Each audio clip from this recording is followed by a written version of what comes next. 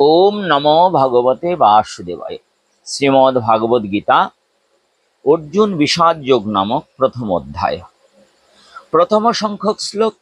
ধৃতরাষ্ট্র উবাচ ধর্মক্ষেত্রে কুরুক্ষেত্রে সমবেত যুযুৎসবঃ মামকা পাণ্ডবশ্চৈব কিম কুর্বত সঞ্জয়।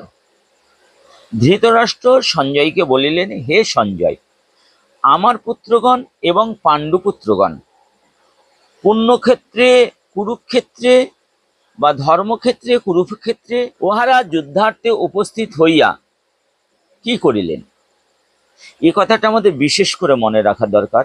কুরুক্ষেত্রে নৃশংস যুদ্ধাদি হয়েছিল, রক্ত শনিতা আদি পরিপূর্ণ হয়েছিল।